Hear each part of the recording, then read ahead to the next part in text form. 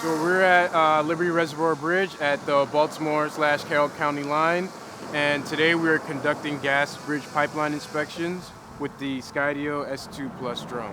When we do these inspections, typically we are looking for anything that could affect the reliability of our systems, any signs of atmospheric corrosion, any pitting.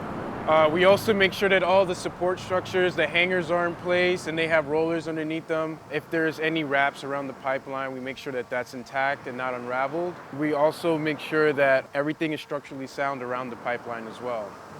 So traditionally, a technician would come out and he would perform a visual inspection of the gas pipeline.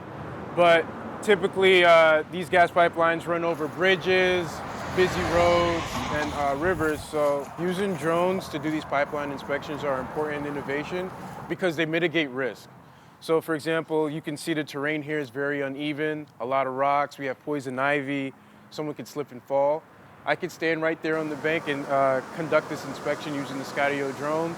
We can get angles that the technician just can't see with just his eyes. We're able to climb, descend, and use our gimbal to get the angles that our inspectors need to look at. This is the Skydio S2 Plus drone. It is known for its amazing obstacle avoidance. It has 6 vision cameras throughout the aircraft. They call it the uncrashable drone, which makes it really beneficial to perform tight inspections like the gas pipeline inspections that we do here at BGE.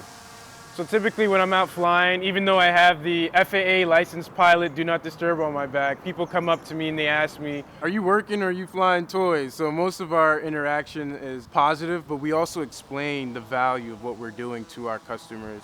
So when I'm out flying transmission and I have a curious customer come up to me, I explain what I'm looking at and the possible defects that I'm identifying. Yeah, they think it's awesome. I love what I do, and coming out here every day to fly and to improve BGE's reliability and safety means a lot to me.